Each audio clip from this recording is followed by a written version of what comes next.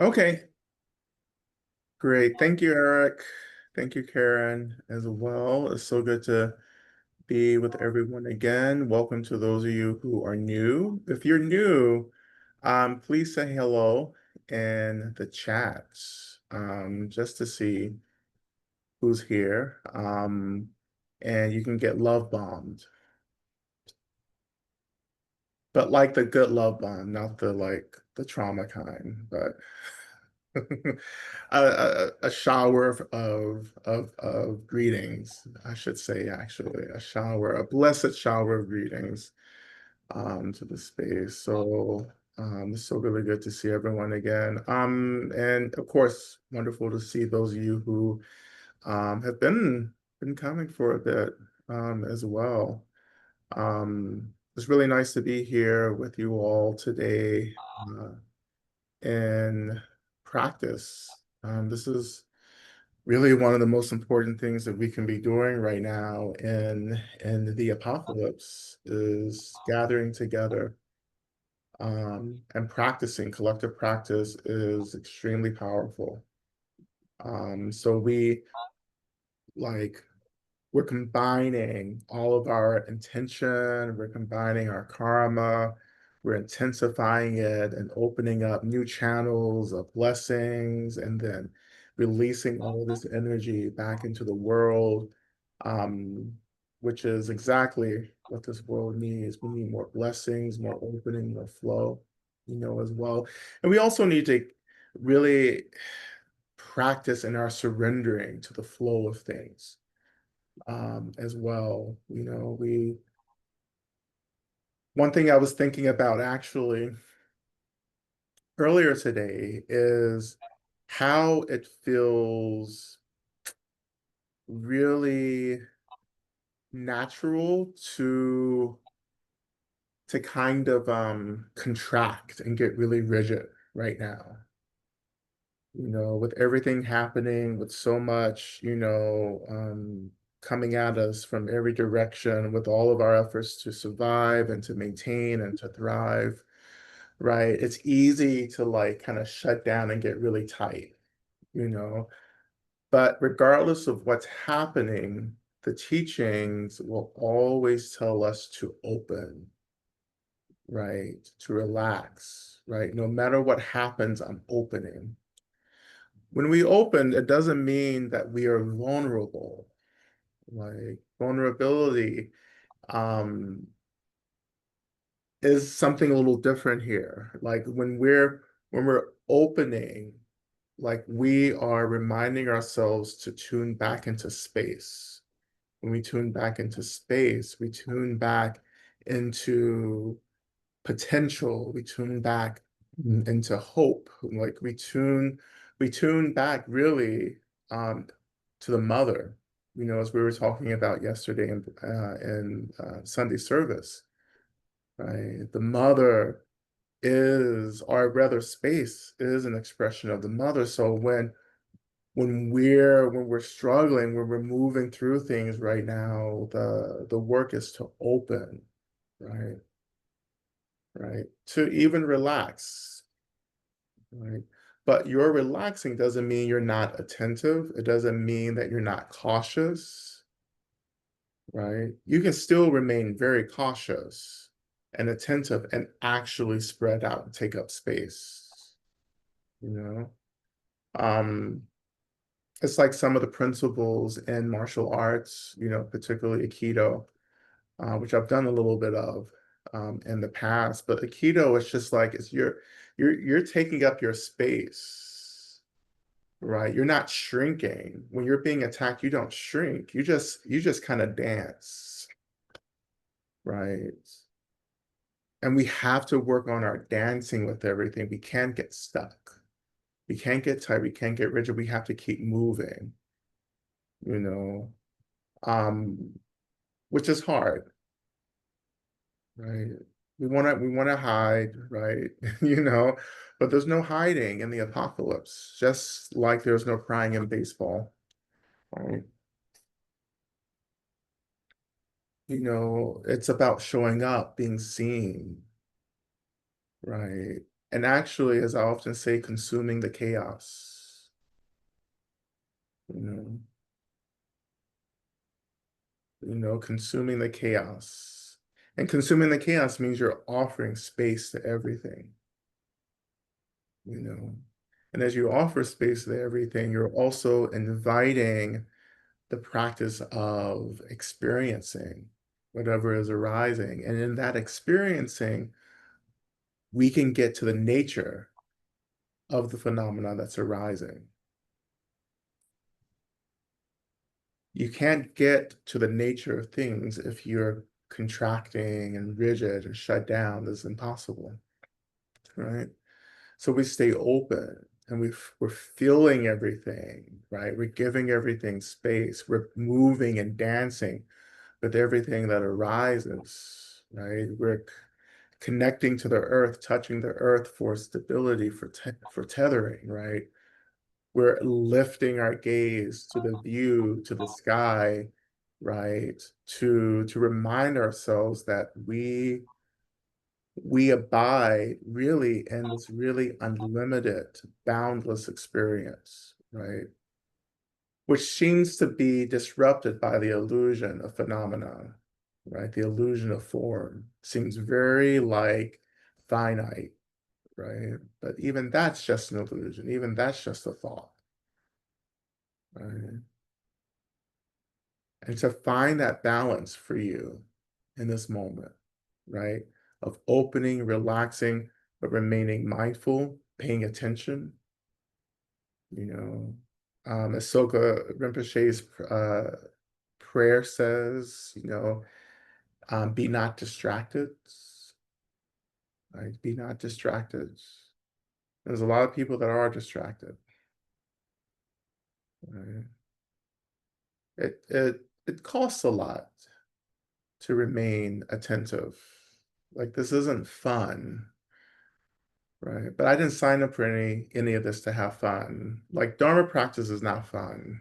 That's not what I that's not on my list of fun things. Maybe practice isn't maybe at the top three, you know. Um, but rather Dharma is what I do. It's not fun or boring, it's just what I do. It's what I do like breathing, right? Like being is just what you do. If you elevate Dharma to this place of just, it just is, right? You don't get wrapped up in all this aversion to it. It's just what you do. Like I don't think about it, I just do it, right? And not that like it doesn't lead to real pleasure and enjoyment, absolutely, but that's not the first priority, right? It's to get free, actually, it's the first priority of me practicing Dharma, and everything else that happens is wonderful. I'm trying to get clear, right? And getting clear isn't so fun often, right? But the space that opens up through clarity is really enjoyable, right? But anyhow, yeah, I say this all the time, so you all know this, right? Um, so let's move into our practice. Um,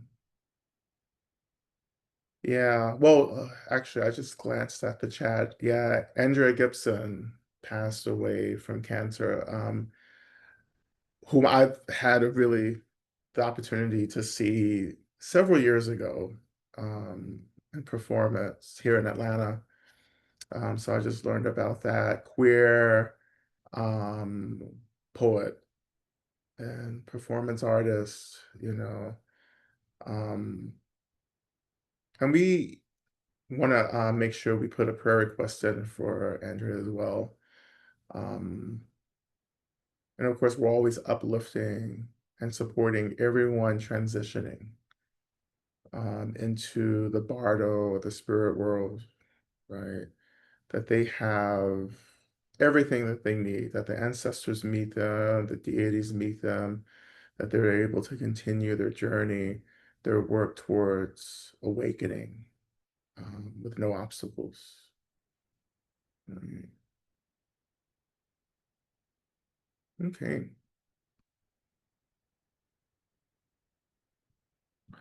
So let's begin by finding your seat,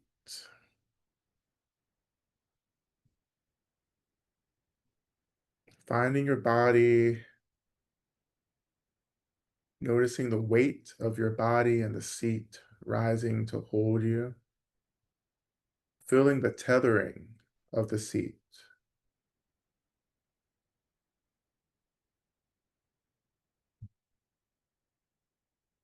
And allow that tethering or that anchor to be this experience that calls you back to this moment, that calls you back to the seat, to your body.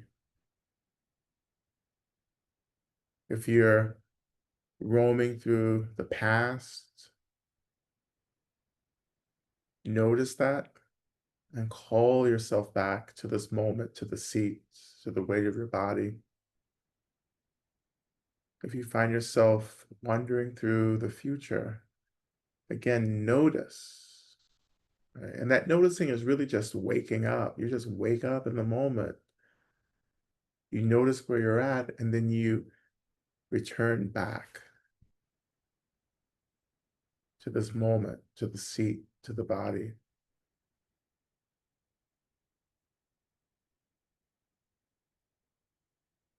Allow everything that's arising in this moment to be held in awareness. Right?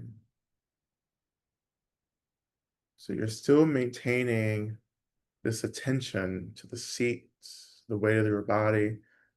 Think of that as the root system of awareness right now.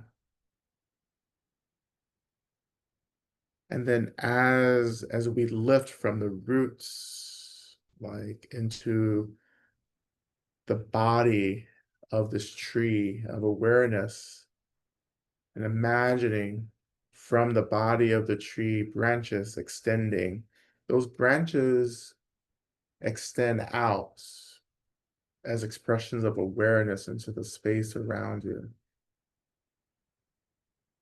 And just gently holding everything that it encounters or that the branches themselves encounter.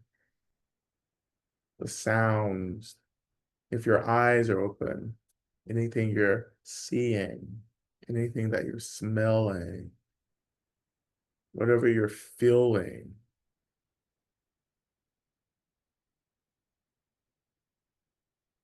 If you're tasting anything, maybe you have some leftover dinner that's still stuck in your teeth, you can taste that, but don't get distracted.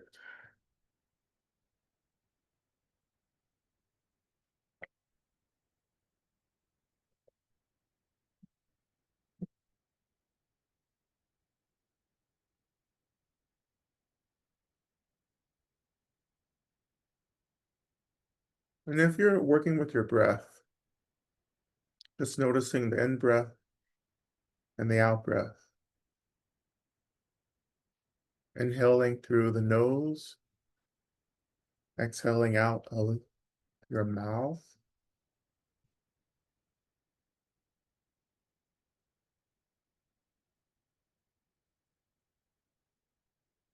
If you're not working with the breath, just remain in awareness of the space, this kind of open awareness practice. Just remain there.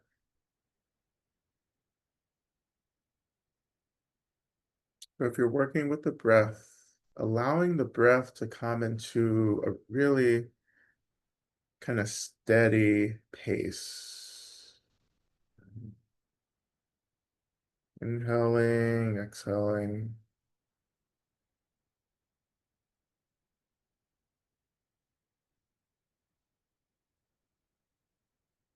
And taking your time with the exhale as you're breathing out of the mouth, really elongating that breath out.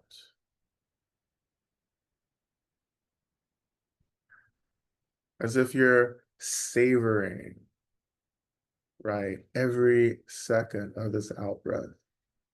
like it's the most important thing or it's the most exciting thing today. You just want to hold on to that experience of releasing the breath.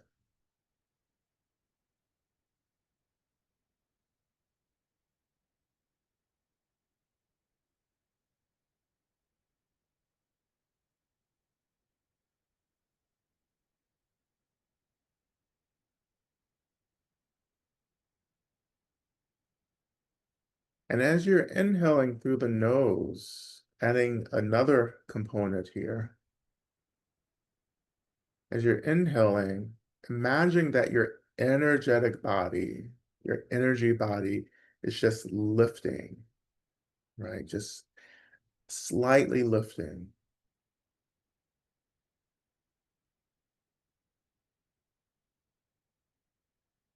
And the best way to get into that instruction is not to think about it.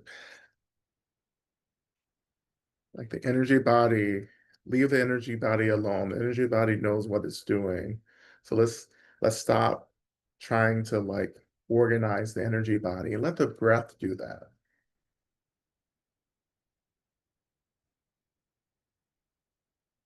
And if you're not working with the breath, you can still imagine the lifting of the energy body. And I'm not focusing on the physical body yet. So again, inhaling, imagining the lifting of the energy body, which probably for some of you, you're feeling it in your spine or the central column or the Uma, as we call it in Tibetan Buddhism.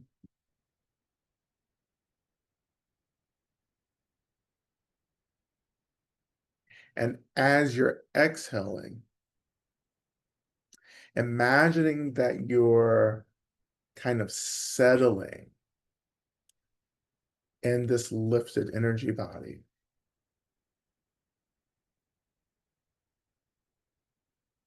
Now, I know all of this is very, very subtle.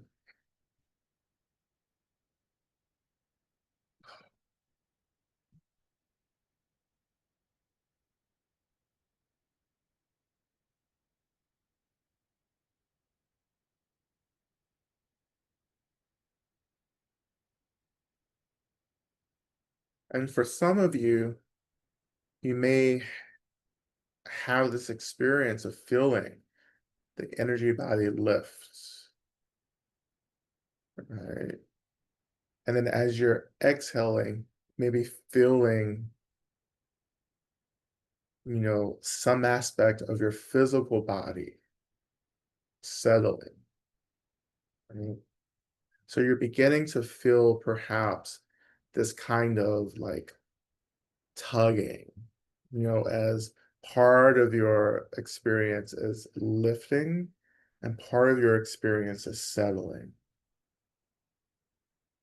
Right? And we don't want to get too extreme with this. This is very, very subtle. So it's just a very like nuanced kind of energetic lifting and a very nuanced settling with the out breath.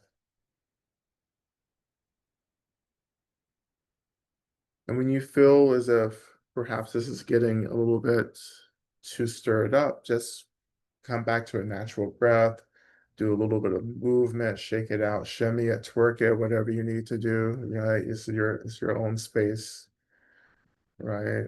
Get those get those shoulders moving, you know, get that sassiness going, get the neck rolling, get the hips open, right? Just I like to do this with my hips, just kind of like a pendulum, just shifting my weight over my sitting bones and hips, right? Particularly when the energy is really activating in the practice. I just like to shift my weight and bounce, right? Like you're at the club, at the concert, you know, throw your hands in the air, like you're a true player, whatever you need to do, right? Your jam just came on and you start losing it and you're like, oh my God, that's my jam. Right? Yeah. Whenever you feel ready, you come back to whatever stillness feels appropriate for you. But don't just stop. It's almost as if you just want to naturally come back to this kind of like balanced position. Again, you're not thinking about this, but just letting the body just move and settle as the body does.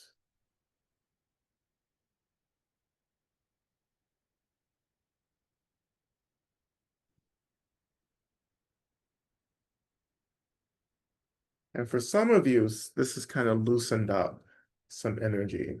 These practices are extremely powerful, subtle and powerful, right? So whatever's arising, particularly if it's a mental experience, an emotional, energetic experience, just letting that arising just be there, noticing, offering it space. And the quickest way to offer anything space is by not reacting, but just allowing.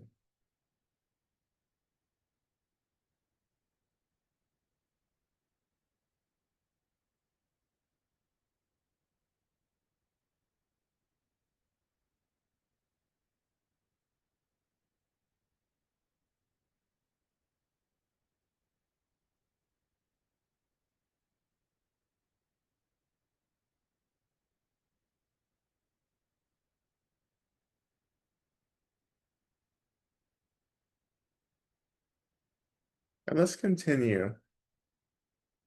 And we're gonna touch the earth, touch the land that you're living on, practicing on, acknowledging the lands that are holding you, greeting, really essentially greeting the land, saying hello. The land loves this. It's so simple, but it loves it because so many beings don't even think about the land, the earth.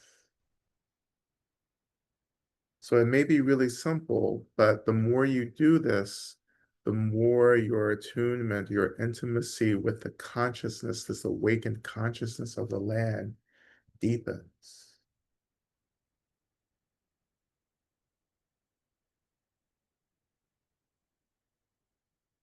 And if you have space in your practice right now, I want to just offer a very quick practice. It's not simple,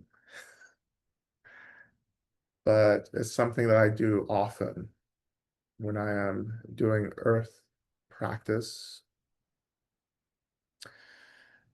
And simply, as I'm turning my attention to the land, to the earth, greeting the earth, reflecting on how the land is like any other awakened Buddha,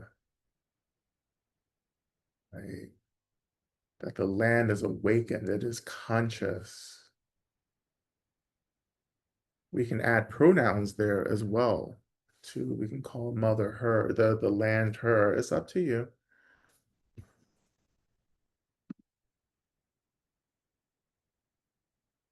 But as I move through all of that, once I feel really grounded, then I open to the history of the land,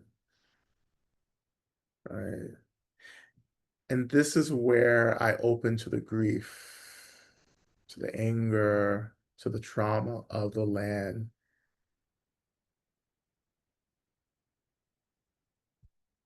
And we have to understand no awakened being experiences trauma. However, trauma and the energy of trauma and violence can attach themselves to the land, to plants, right? To stones, and so forth.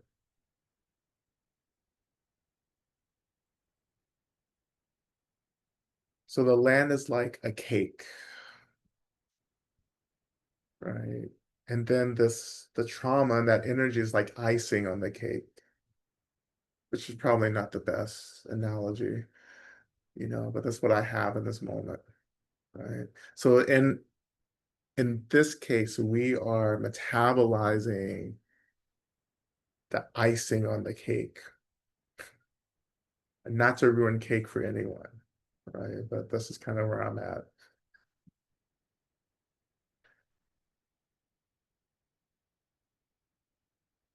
So again, the land is not traumatized. There's just trauma attached to the land that it is our work to cleanse, to metabolize in our healing work. So anyhow, getting back into the practice, I just acknowledge that. I just allow myself to just touch into this energy, and I allow myself to feel whatever feels appropriate, not getting lost in it. But we're all at different levels with practices like this. So I think for some of you, you're just tapping in and tapping out, right? And some of you may have capacity to go deeper. That's fine.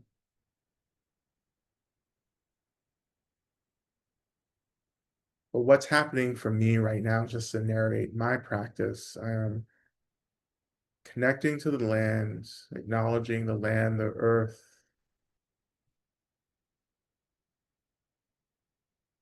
relating to the land as any other Buddha, any other awakened being.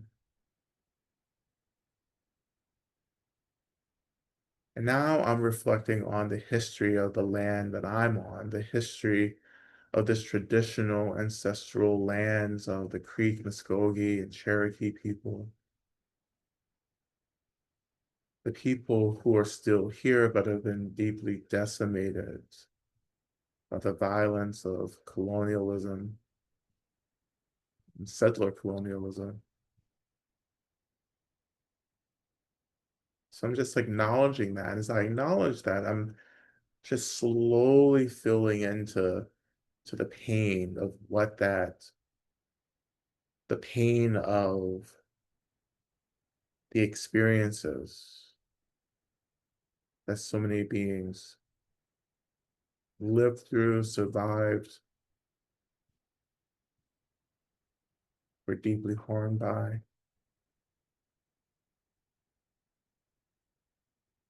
And as some of this grief and anger, right? Grief and anger can ride together. They make a really good pair. But as all this arises, I'm just noticing, I'm feeling the grief, the anger. I'm just letting it have its space.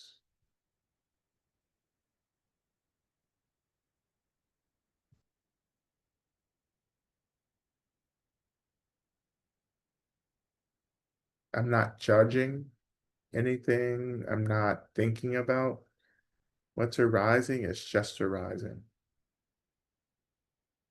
And I'm just noticing it and just letting it have its space.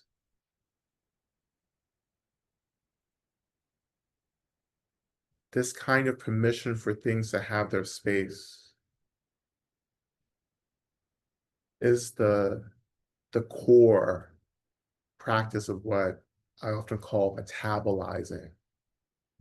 Metabolizing, like how the body, the digestive system metabolizes through chemical processes and heats from these chemical processes and how it breaks down food into these nutrients and gets everything to our cells and then gets rid of the waste, right? That's the same thing that's happening in this practice. Because as you're touching into this energy in the area that you're in, you are releasing this energy, clearing that energy. So once it's touched and experienced, and as you're offering it space, it will just move, right? And you can do this basic practice for any situation. For beings, you can do this for beings transitioning into the bardo. You can do it for other people, animals, plants, for yourself. It's kind of like a Tonglen practice in a way. We'll be doing more of this in our apocalyptic grief course next month.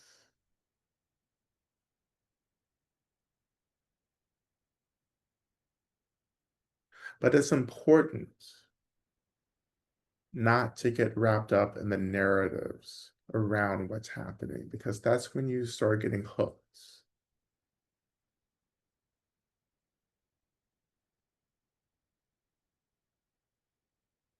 And again, when things feel overwhelming, you take a break, you move, you shimmy it out, right? You bankhead it, whatever it is that you're doing, whatever decade you find yourself in, right? Be it the electric slide, be it the bankhead, be it the wobble, honey, boots on the ground, whatever, baby, whatever you're doing. And I would suggest taking mini breaks, right? Until you maybe build up a capacity to really be with these energies. But this is how you protect yourself in these really kind of advanced practices, is that you just don't get involved with what's moving through. You just notice it, you give it space, you say, hey girl, how you doing? You look good, I know it's been a hard time, but you can be about your business now, right? But I would suggest saying that. You can please go about your business. And your business is getting free, right? Everything is about getting free. Whatever you're going through right now, you can do the same practice.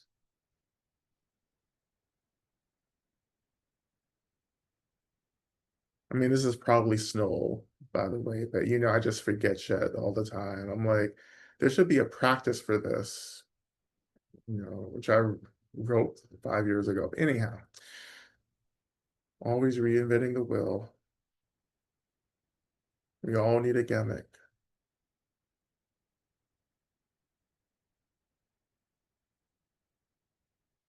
But let's just keep going, because we haven't even called Medicine Buddha, right?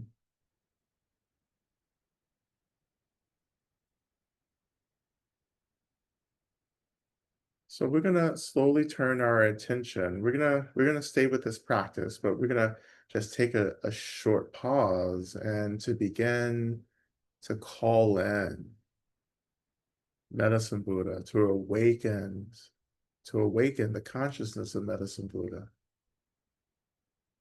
as Medicine Buddha can help to hold this practice with us. So we turn to our first mantra, Om Minla Sangye Kino, Soha.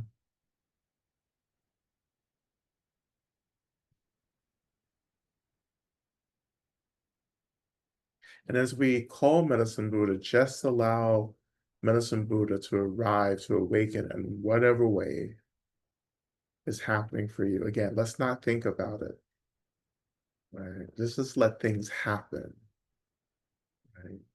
Because as we call Medicine Buddha will appear. That's the rule, right? And sometimes it just takes some practice to understand how not just Medicine Buddha, but any Buddha arises for us. What are the signs? What's the data?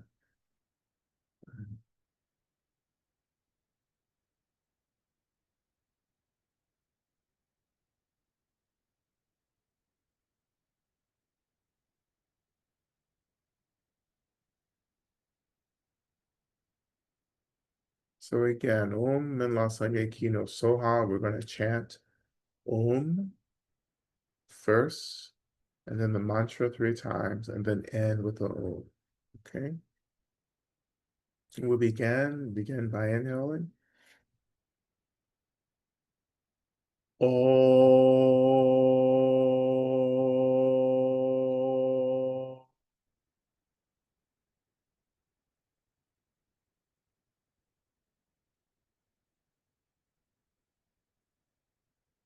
Om Lazange Hino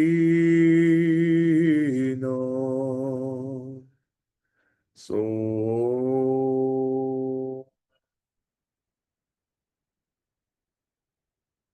Om Lazange Hino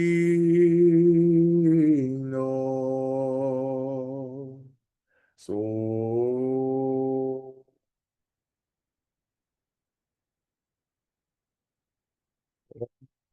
Wazange Hino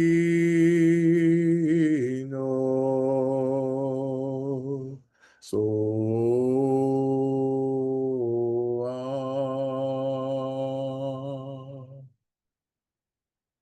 Om.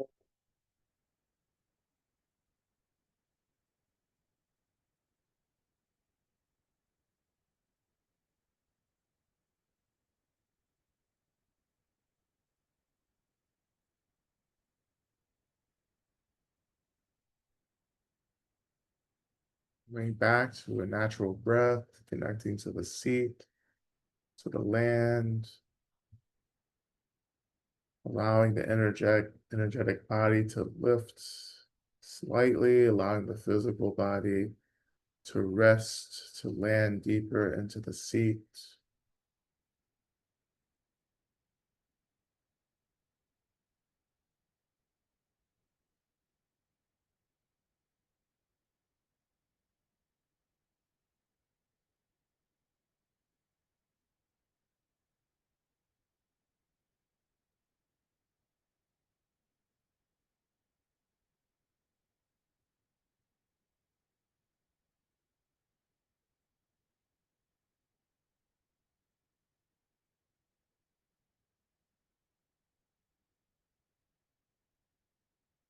So again,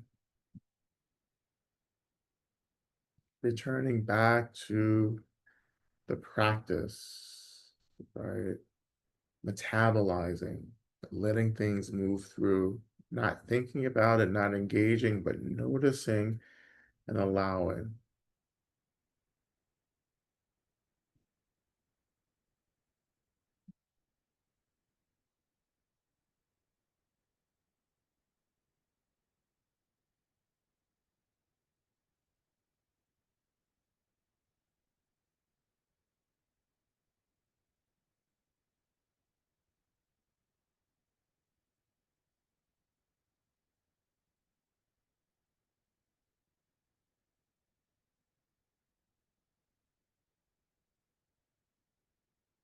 And slowly,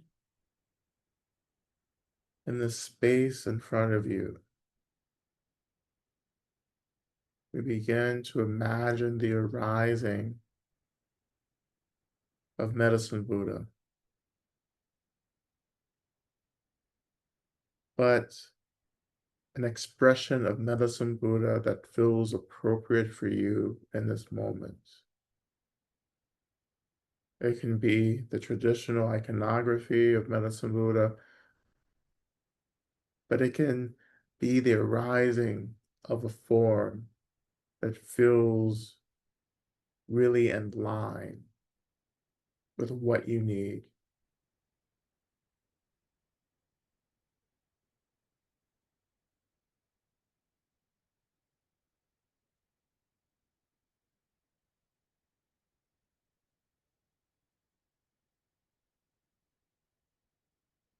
And you don't have to see anything, visualize anything. You don't have to feel anything, just allowing.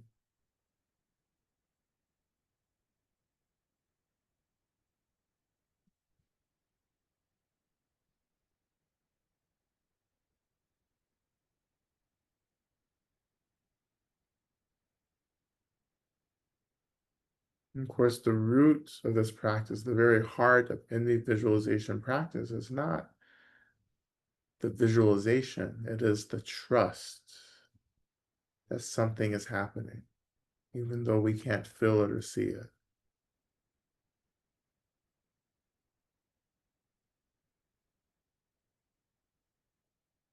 But it's the engagement in this process that's really important.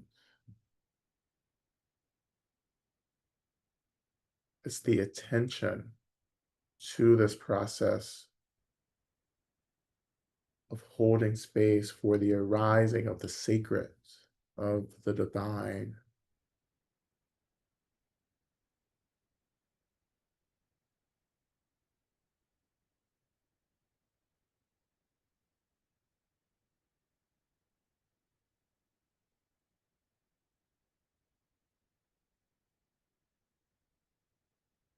And as Medicine Buddha arises, I'm going to do something a little different. It feels like I'm being called to.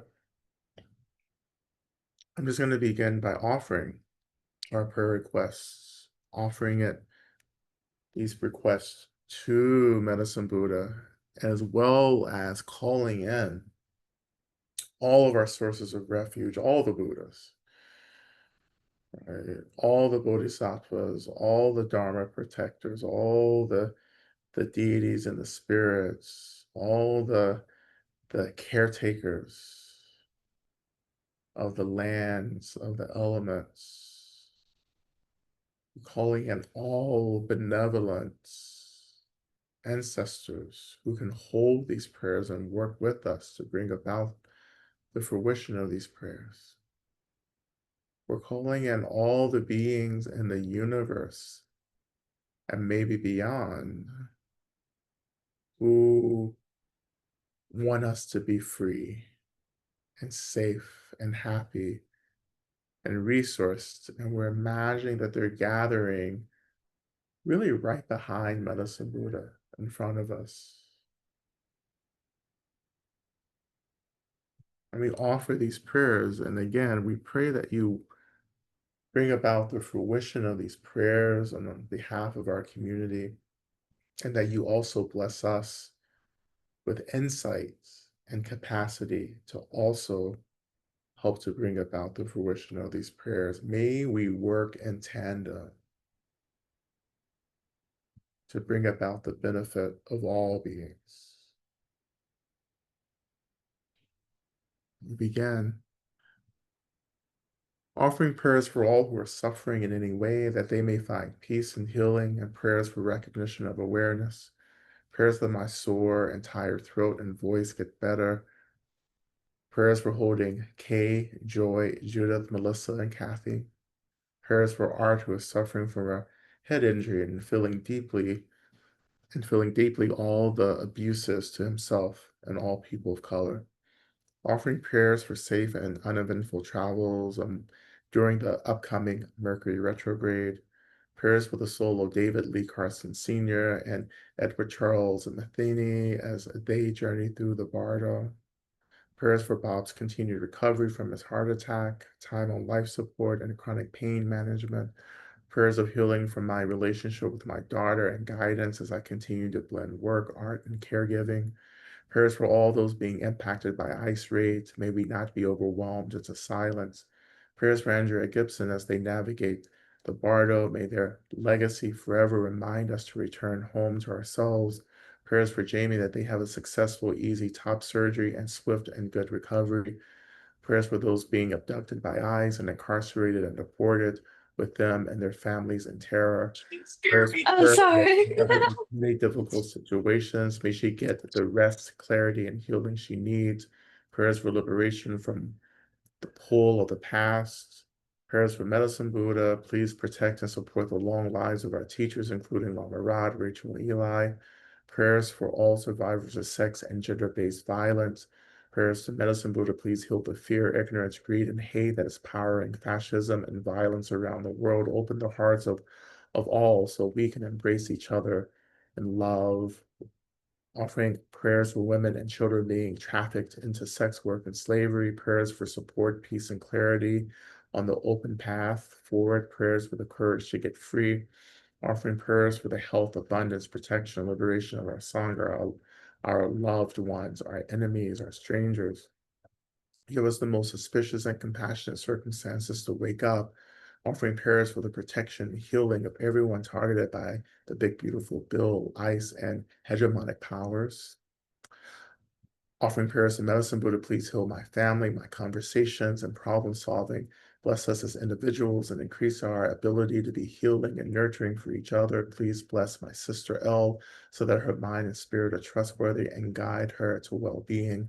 Offering prayers to Medicine Buddha, please bless our community organizers, leaders, and caretakers with strength and wisdom and compassion. Offering prayers to Medicine Buddha, please bless all males and masculines to transform and heal from patterns of domination, control, and not listening. May we release harmful patterns of conditioning. Offering prayers for the relationship between me and my son. May he find his own strength and belief in himself, his process, his creativity, and know that he has gifts to bring to the world. Offering prayers for those fleeing violence and living in terror, both here and in Palestine, Congo, Sudan, and Haiti. Prayers for those who are starving and whose families are being brutalized. Prayers of gratitude for this life-giving, life-protecting Sangha. Prayers that clergy get out in front in this resistance. Prayers that I find new ways to restore myself. The current ones are not working. The current ones are not life-giving enough. Prayers for my queer disabled shy teen that she finds her own people and cultivate agency and appetite for her life. Prayers that all those who are alone, locked up, and separated from family do not despair, that they maintain hope, and that it spreads to others they encounter inside. Offering prayers for the safety, protection, and joy of Lama Rod and all our sources of refuge and sources of Dharma. Offering prayers, acknowledging that it's been hard for me to find a home. My small inner one asks, can I just come home now? And I don't know where to go. And my mind knows I'm already home. I would like to feel that homecoming. It's been a long time. Prayers for friend Colt, who died 5 years ago. Prayers for Miguel, who is starting a new adventure, and that our friendship continues and grows. Prayers for Jerome, that he receives welcome and kindness in his new community. Offering prayers for federal workers losing their careers. Prayers for people with substance use disorder and other illnesses. May you find healing and peace. Prayers for all those struggling to break free of abusive relationships. Offering prayers to Medicine Buddha, please heal the earth and all those humans, living beings, and spirits impacted by climate crisis. Prayers for protection from mistreatment and abuse. Prayers for folks incarcerated and anyone struggling. Offering prayers for deep gratitude and protection for our mother, the earth, the land who loves and sustains. Prayers of deep gratitude and protection for Lama Rod and his team. Prayers for deep gratitude and longevity for Rachel Wooten. Prayers for all those experiencing fear and anxiety in the macro and micro collapse and transformation, that we may know the grounding and infinite care and love of the earth, sky, plants, and animals. Offering prayers for Julie and Amiel for immediate sale of their property at the highest price and an influx of abundance that enables ease and saving for their move and beyond. Prayers for A, for continued learning and healing and transformation. Prayers for the Detroit Zen Buddhist Temple, that the Sangha may transition to its new location and increase its ability to lead us in liberatory ways. Prayers of support for all who grieve this transition. Prayers for my mom. Prayers for my siblings to soften from meanness. Prayers for myself for continued transformation and getting free as soon as possible. Prayers for financial abundance. Prayers for my mom and my sister and her boys. Offering prayers for Medicine Buddha, please support me to receive a kidney transplant or whatever medical, energetic, or spiritual interventions I need to support my highest good and well-being, that I may release pain, fear, or confusion that is stuck in my body. May we all recognize the nature of mind now. Prayers to MB and family as they navigate loss of income due to losing a job. May their right livelihood in the form of right job appear quickly and without hesitation. Praying for my sibling and his family to find sustainable, joyful, and appropriate housing swiftly. Prayers for LA and family as they navigate layoff from a U.S. federal government job. May those who still hold the light and lineage of Sanghas that have experienced harm and dissolved in the last decade wave the banner of Dharma and find Sangha friends who are sane, caring, and forthright. May the Dharma and the sanity of wisdom lineages flourish. Prayers that I may be supported so that I may surrender to the comfort that I am experiencing in this moment and allow it to be the teacher for me. That I may have the wisdom to distinguish between that which I need to change and that which I need to let be. Prayers for all migrants and refugees. Prayers for my mom that she may awaken to reality as it truly is and be empowered to transform her trauma. Prayers for Tim Martin in DC jail awaiting sentencing at the end of August. Prayers that I may find, prayers that I find my way into a community that can hold me on the land I'm on as changes continue. Prayers for everyone in Gaza, ending the unimaginable. Prayers for the hostages who may never be released. Prayers for ordinary citizens of the entire region who never asked for or supported this nightmare. Likewise, prayers for all of us in this country watching as democracy falls apart and the incredible suffering that this is causing for countless people. Prayers that we don't lose everything human to the insanity of AI and the tech oligarchs who want to control everything. Prayers for my friend Ricky Joyner as he goes through chemo and radiation during these next 4 weeks for his wife and family. Prayers for myself for stability, ability to be attentive and not to be swept up in fear and despair, but keep turning towards what I can do, most especially practicing myself and with others. Prayers that I come into right relationship with the land I am on and can then be in right relationship with the native population here. Prayers that my concussion heals quickly. Prayers for acceptance around the loss of my home where I raise my children. Prayers to heal their brokenheartedness and mine, and may we find safety. May we land safely and plant new roots as we continue to process our grief. Prayers for my uncle A. Osario, who has moved on, my aunt A. Osario, who moved through a delicate procedure, but having other complications, for Ara Benia, who has lost the will to continue living. Offering prayers that all beings are free as quickly as possible, prayers that my work and existence are of service. I pray for clarity, surrender, and swift action towards alignment so that I continue to walk this path in integrity and bravery. Prayers that I may continue to surrender to my path with clarity, courage, and self-compassion. Offering prayers for sisters in our strife, for these sisters in our strife.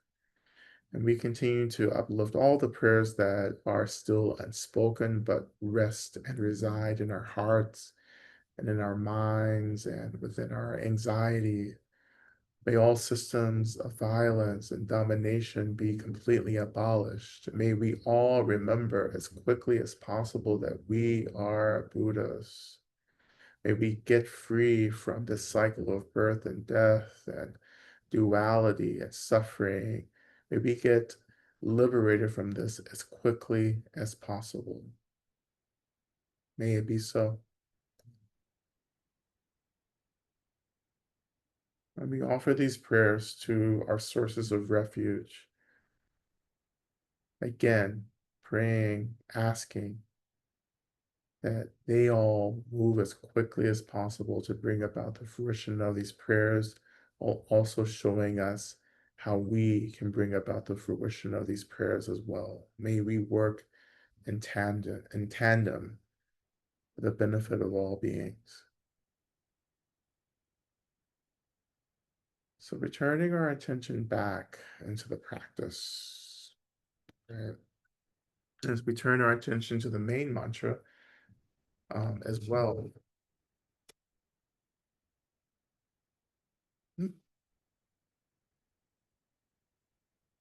And as we begin working and chanting through our main mantra, I want you to imagine that everything that we've lifted up, everything that maybe is triggered for us, all of our fear, our worry, including everything that we're metabolizing from the lands that we're on, that all of this begins to be offered into the emptiness of the medicine Buddha in front of us. May we return these these feelings, these experiences. May we let go and offer them back to Medicine Buddha, like offering emptiness back to emptiness, like offering water back to water. And may we rely on Medicine Buddha to help us support this deep, profound metabolizing on behalf of all beings. We begin. O te ata begenze ma begenze raza sumunga te soha te anda begenze ma begenze raza sumunga te soha te anda ma begenze raza sumungare zoa te anda begenze ma begenze raza sumungare zoa te anda begenze ma begenze raza sumungare zoa te anda begenze ma begenze raza sumungare zoha te anda begenze ma begenze raza sumungare zoha te anda begenze ma begenze raza sumungare zoha te anda begenze ma begenze raza sumungare zoha te anda begenze ma begenze raza sumungare zoha te anda begenze ma begenze raza sumungare zoha te anda begenze ma begenze raza sumungare zoha te anda begenze ma begenze raza sumungare zoha te anda begenze ma begenze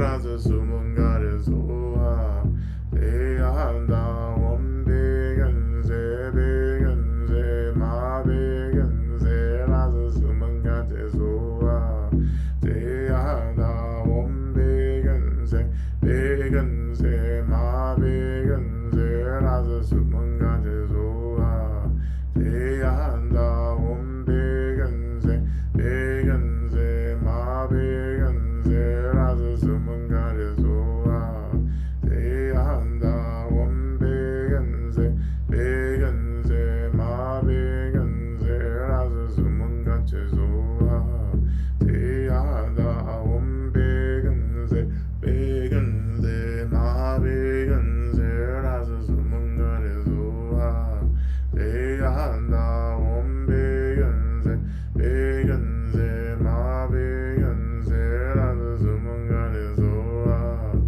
deyanda om begenze begenze ma begenze razı sumun gare soha deyanda om begenze begenze ma begenze razı sumun gare soha deyanda om begenze begenze ma begenze razı sumun gare soha deyanda om begenze begenze ma begenze razı sumun gare soha deyanda om begenze begenze ma begenze razı sumun gare soha deyanda om begenze begenze ma begenze razı sumun gare soha deyanda om begenze begenze ma begenze razı sumun gare soha deyanda om begenze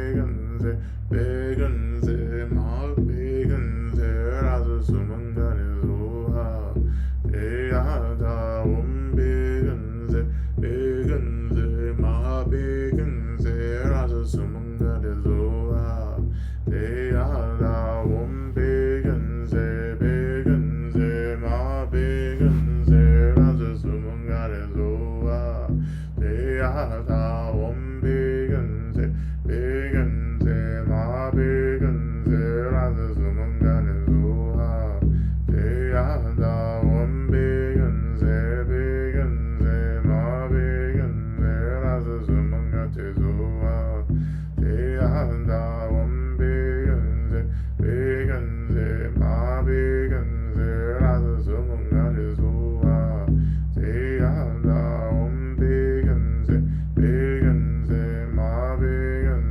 razı sumun gare soha deyanda om begenze begenze ma begenze razı sumun gare soha deyanda om begenze begenze ma begenze razı sumun gare soha deyanda om begenze begenze ma begenze razı sumun gare soha deyanda om begenze begenze ma begenze razı sumun gare soha deyanda om begenze begenze ma begenze razı sumun gare soha deyanda om begenze begenze ma begenze razı sumun gare soha deyanda om begenze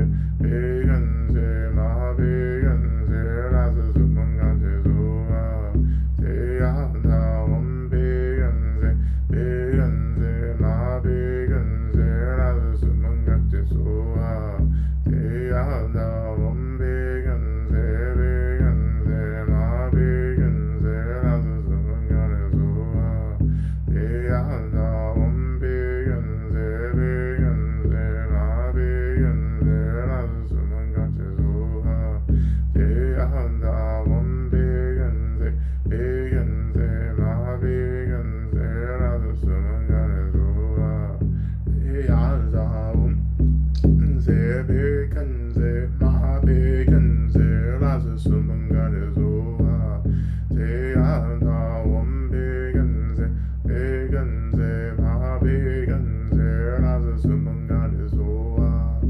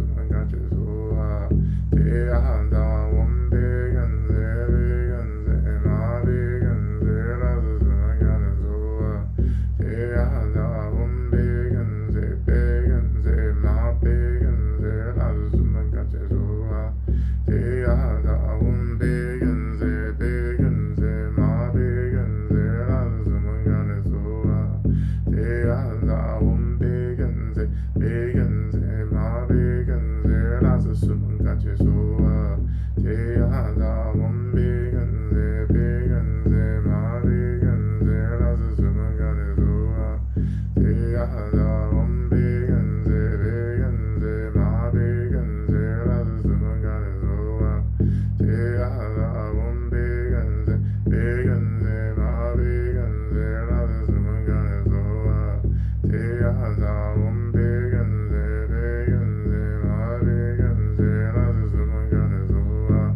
제하다 원비근세 비근세 마비근세 라스 수문까지 소화 제하다 원비근세 비근세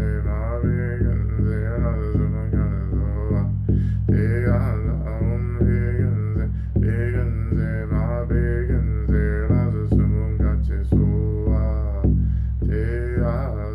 원비근세 비근세 마비근세 라스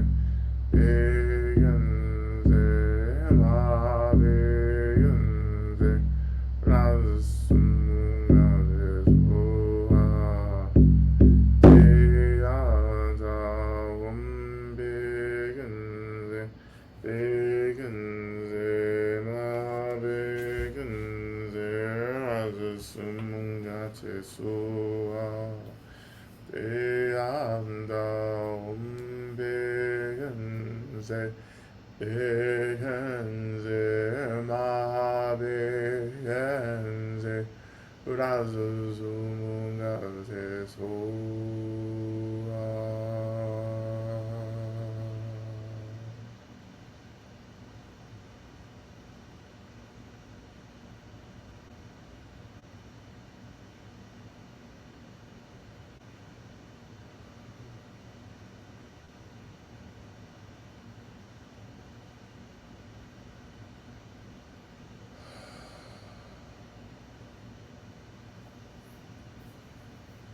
And returning our attention to Medicine Buddha, we thank Medicine Buddha for holding everything that we've offered.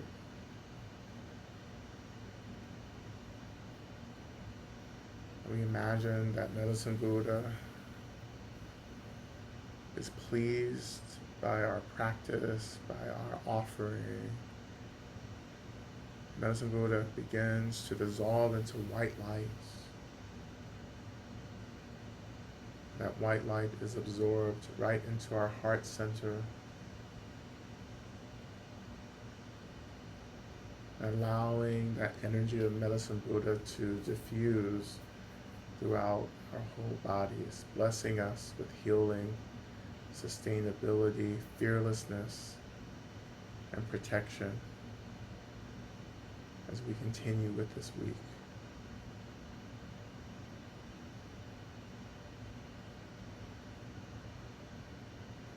And again, feeling the weight of our body and the seat rising to hold us, feeling the tethering of the seat and the earth, the groundedness. We again just rest our minds in this open awareness, holding everything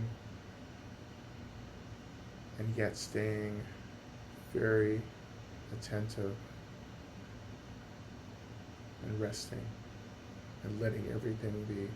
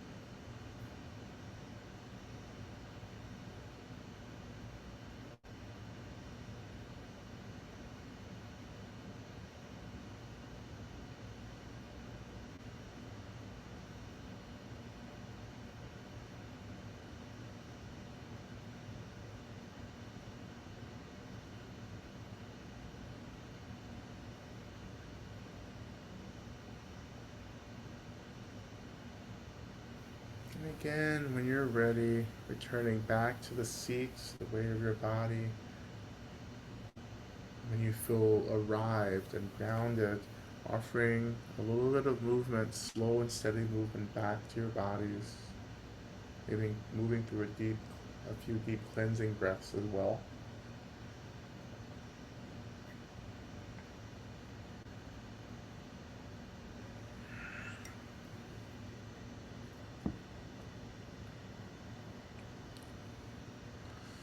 We turn our attention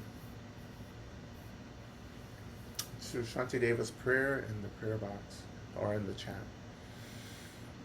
We'll recite this 3 times. We begin.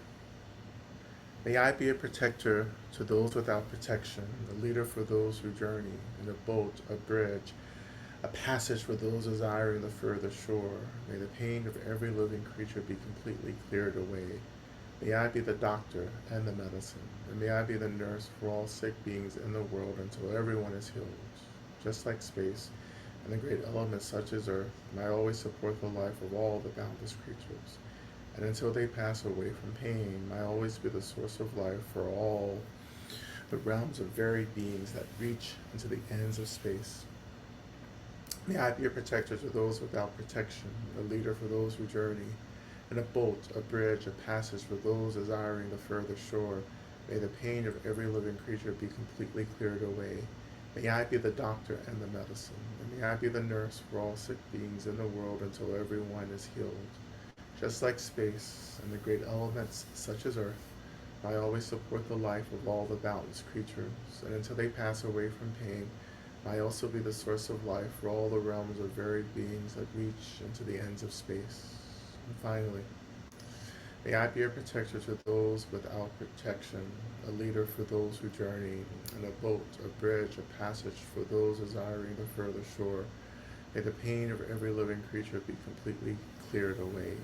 May I be the doctor and the medicine. May I be the nurse for all sick beings in the world until everyone is healed. Just like space and the great elements such as earth, I always support the life of all the boundless creatures, and until they pass away from pain, I also be the source of life for all the realms of varied beings that reach into the ends of space.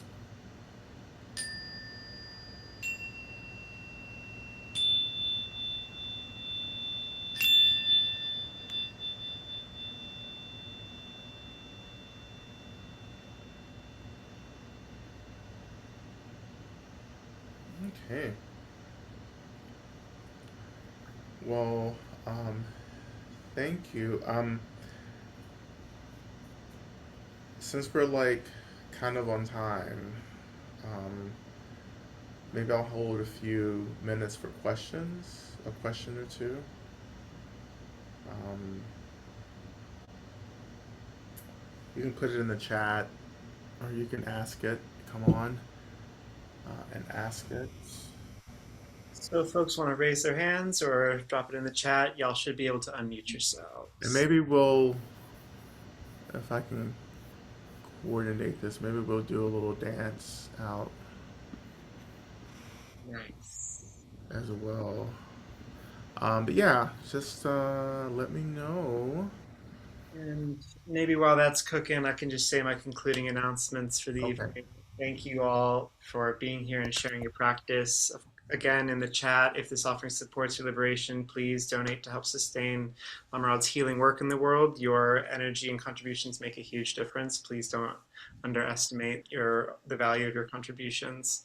Medicine Buddha quick links document is also there. Just want to give a special highlight to Blessed Slay tomorrow, 6 to 9 Right. p.m. Eastern Standard Time. And if you contribute to receive access to the link for tomorrow, you'll also receive access to the recordings of all the past Blessed Slays that have taken place. So you can get real nerdy with Gampopa. All right, that's all I have to say. Dante, Paradigm Smiles, you had your hand up? No. Okay. No, Okay. that was Okay. a mistake. Shout out to Dr. Smalls. I hear you and I see you. Shout out to Dr. Smalls. Yeah. Okay. Let's see. Any questions? Nothing?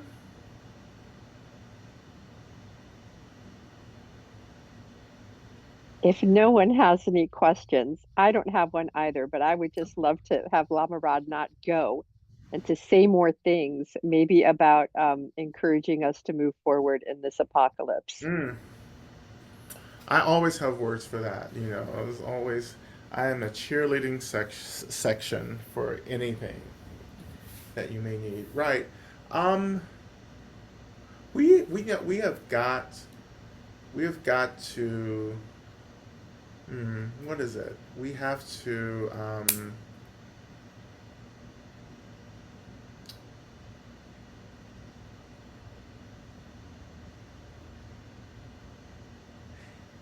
let's see, what is it? I don't want to say anything that I've already said before, so I'm searching for something different. Um,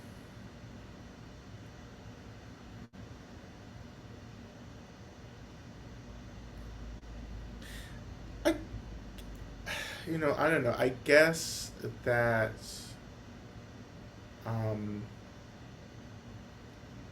we have to ground ourselves in this understanding that nothing liberatory or new can come about until the old things pass away. Which is, I say that all the time. I maybe it's just using different language, but um, yeah, this is all. This moment, this apocalypse is not random. It didn't just happen. This isn't a sign of bad merit in this world system. An apocalypse is actually the expression of very good merit, actually. And I know that people hate that, hate that framing, but like, think of the apocalypse as healing, right? And again, think about your own healing process. It gets really dark and tough and rough in the depth of healing. When you're moving through like trauma, when you're moving through maybe physical healing, like it's hard, it's painful, right? You lose yourself sometimes. It feels as if you're lost and wandering about, but that's part of the process, you know? We live in a world system that can be healed, right? So if you join me tomorrow night for Blessed Slave, we're going to talk about samsara. Like that's the topic for tomorrow, and we're going to get really, really deep into this, to this idea of samsara and the realms of existence, right?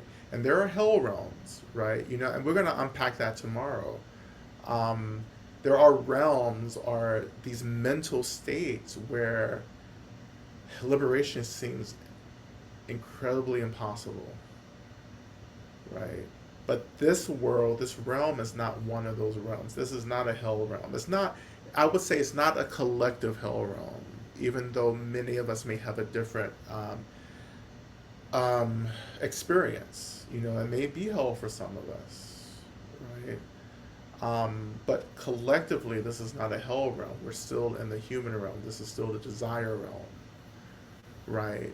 And for something like the apocalypse to arise, it means that we're being invited back into balance in this world system because we're completely off,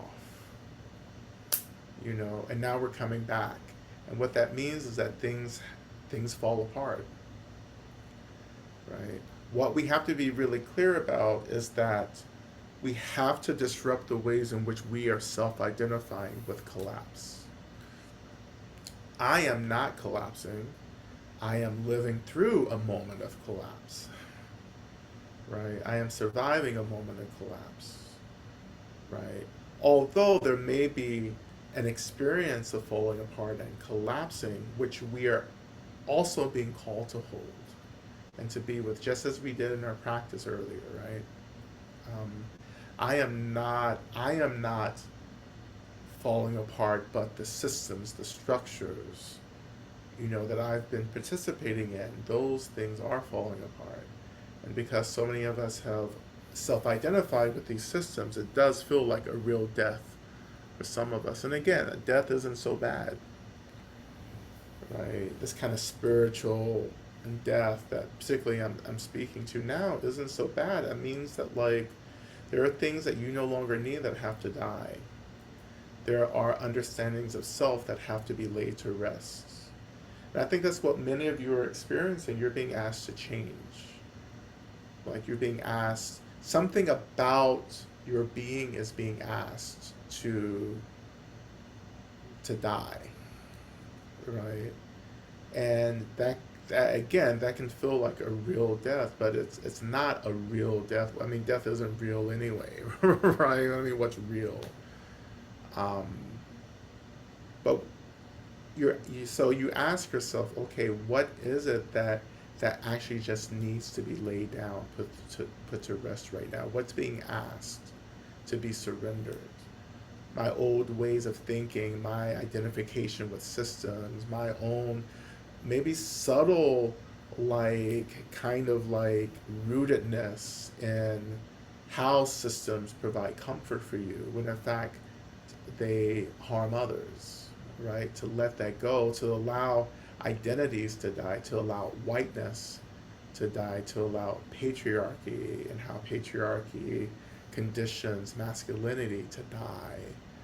You know, all this has to die, and that's really hard, right? But we keep going because it's not just about us; it's about all beings. This work that we're doing, that we're metabolizing collectively. Now, not again, not all of us are doing this collective metabolizing. All of you are, absolutely. If you're in this space with me, you are definitely metabolizing this systemic collapse on behalf of all beings.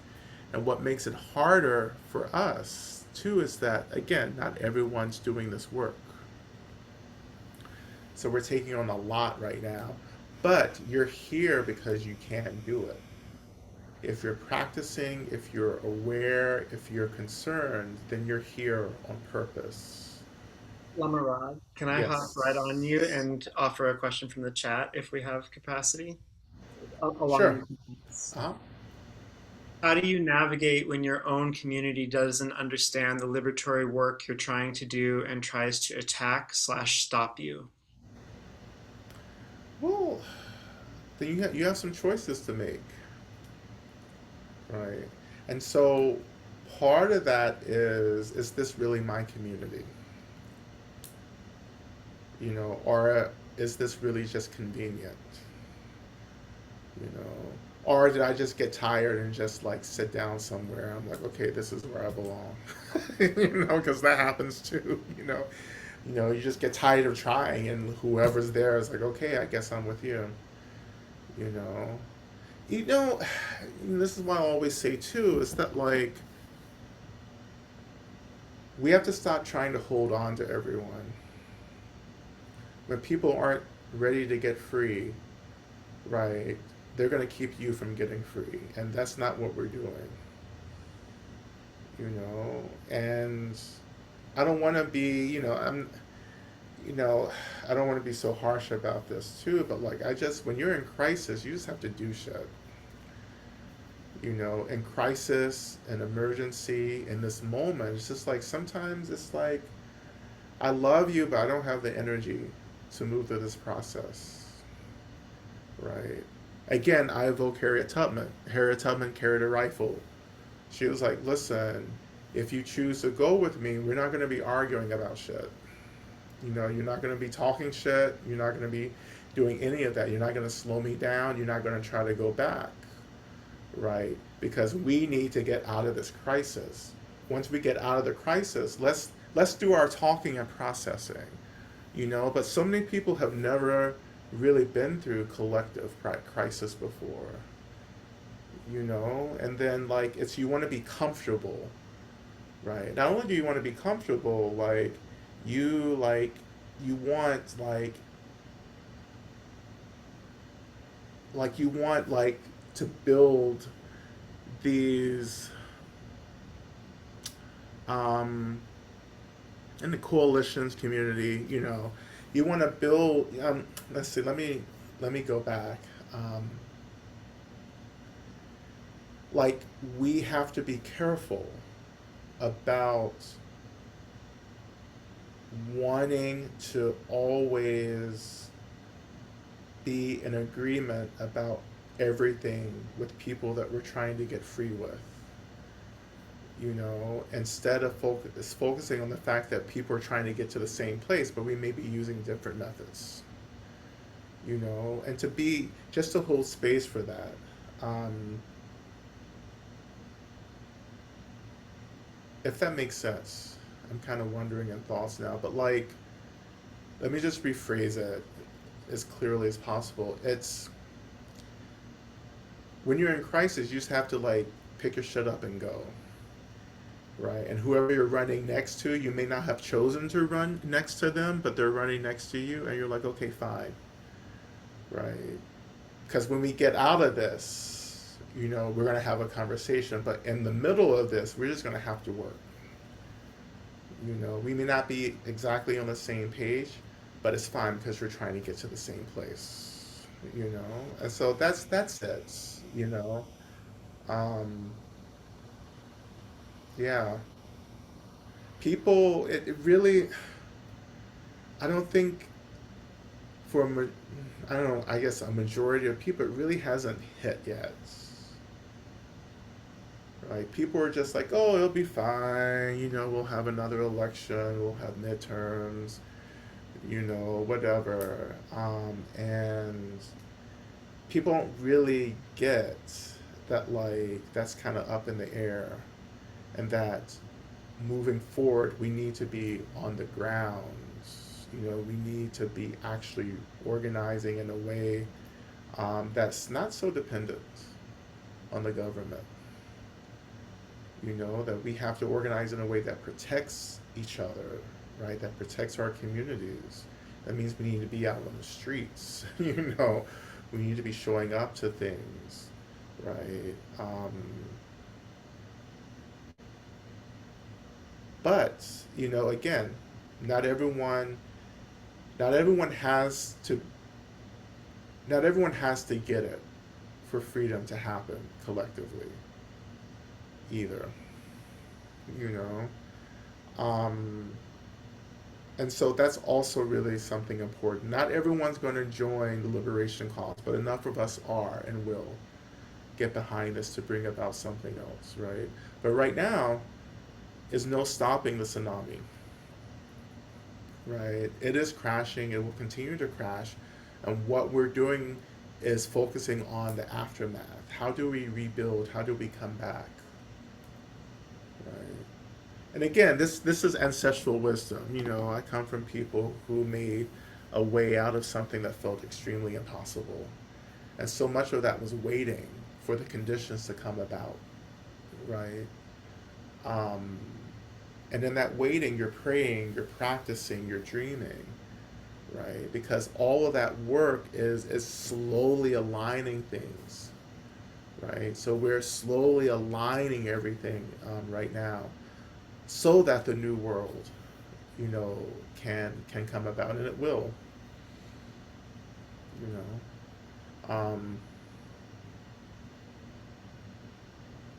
Yeah.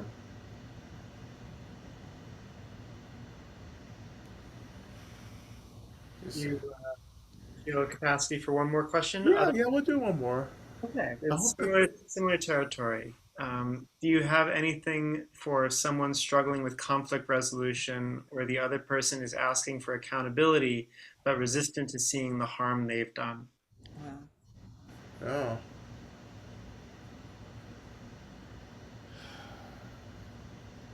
Listen, what I've been doing these days is saying, listen, I'm not gonna sit here and put all this energy into this. So if you're not, if we can come to, if we can align on this, then like I don't need to be in a relationship with you, right? So I'm not trying to hold on to everything right now. We are in crisis, right? Like if people are resisting, you have to be like, thank you and goodbye, right?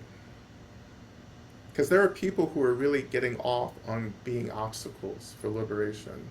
They may not know that. It may be very unconscious, but they're still getting off on it. And you have to begin to see really clearly what these mechanisms look like. you know, like I'm just not in the stage of my life where I think every relationship is important to hold on to, even if you are related to me, even if I do love you. This doesn't mean you throw anyone away. It means that like you have to reinvest your energy, you know, and you have to grieve it. Right? There are people in my life who are very important to me who are just so have so deeply helped me in so many ways, and I am no longer talking to them on purpose, right? Because I just don't have the energy, right? Um, to like do all this labor to pull people into awareness right now. I'm talking about personal relationships, right? You know, that's differently, you know, collectively as a teacher, you know, this is what I do, but personally, you know, I just don't have the space. Right? And that's okay to say that. Mhm. Hey, Lama Rod, I know you may not have time for this, but I've asked about this AI question and several other people have too. What's that now? If you have anything you want to say about AI, Oh my God. I mean, I You find that know, terrifying. So that's, and several people followed up with that too. Says, I'm not the only one. I, you know, I've talked to scientists about this. I actually had a really brilliant scientist a couple of months ago give me like a private tutorial around AI. And his whole thing was just like, AI isn't conscious. Why are you worried about it? Like, it doesn't have a soul. We have souls. We have consciousness. Why are you worried about AI? I was like, it feels very conscious to me, right? You know, and I think, I mean, it's integrated into everything now that we're doing. But I try not to use it, you know, particularly Chat GPT. Even though I thought I could, I am choosing not to. Not just because of my fear of its like consciousness, but also because for the environment it just sucks. You know, the water that it uses and it contaminates the facilities. You know that you know whatever the hard drives, the you know whatever are kept contaminates water supplies, right? And people are beginning to raise that, you know, make that known, you know. So I just can't get with it in the form that it's arising. I know we want to like, and it feels like this tool that can do everything, but like we're gonna, like it's just, I mean, I just think about Terminator. Like I really do. Like I just think that, and Terminator, of course, the Matrix as well. Matrix is the same thing, you know. So I want to retain as much capacity to think and to be creative as possible. I mean, that's part of what being human is this creativity, you know, the expansiveness of our minds, our consciousness to shape, you know, not you know, not necessarily for the good all the time, but we are shaping this reality.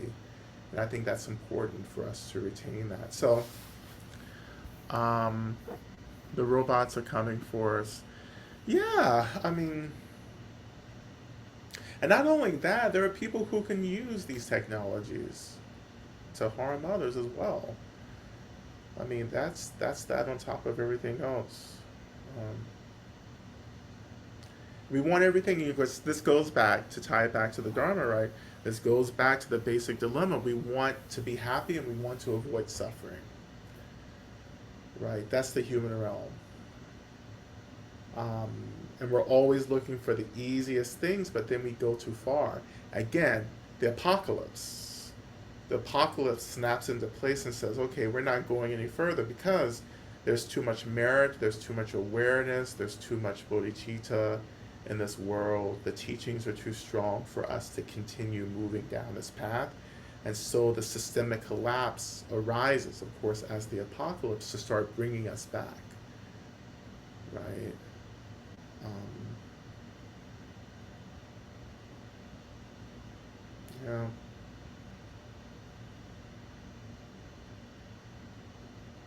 So yeah, so I hope that's helpful. You know, may you learn to live off the grid. I think it just scares the crap out of me. I'm so worried about the damage it can do. I'm not worried about me using it. I'm not interested in it. I want to use my own creativity, but Yeah. it scares the crap out of me what could be. You know, there's a lot just to that piece, and then we'll wrap up. I just think, yeah, there's a lot to be afraid of. There's fear, Yeah. right? You know, and I wonder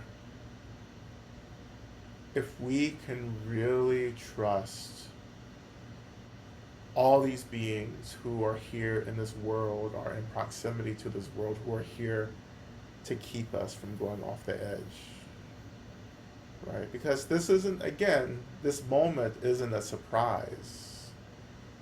There are countless beings who have been organizing and preparing for this. I think even to the Buddha, I think the Buddha awakened, you know, that's all organized as well. Like I think he awakened and to prepare this world system for something like this, you know, to plant dharma so there's another resource for us to rely on, right?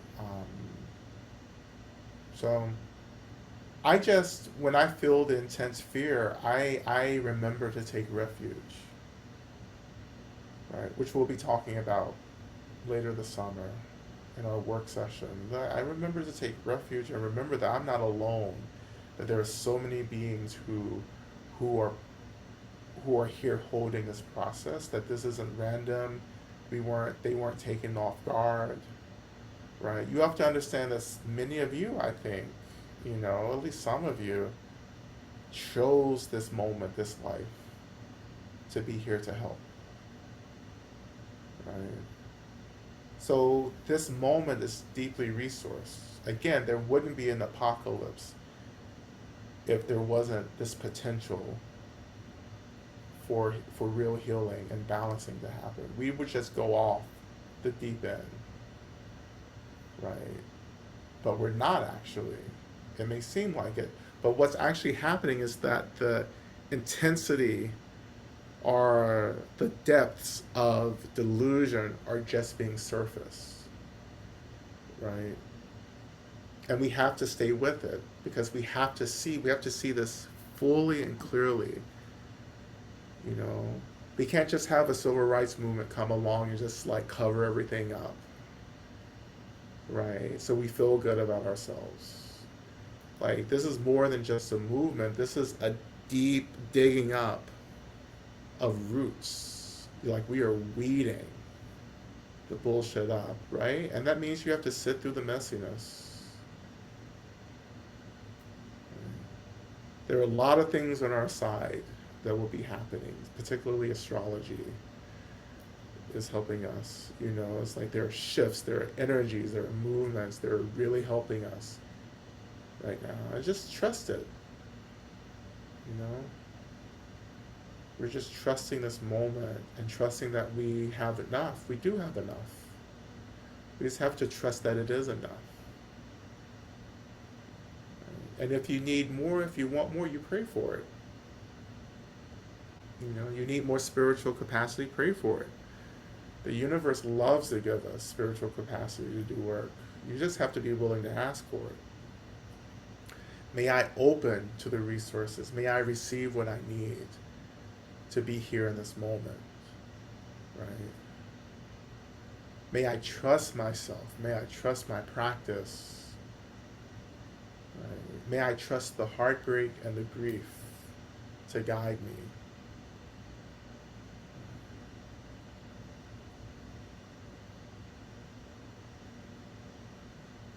Yeah. So, yeah, so thank you everyone. Thank you for your practice.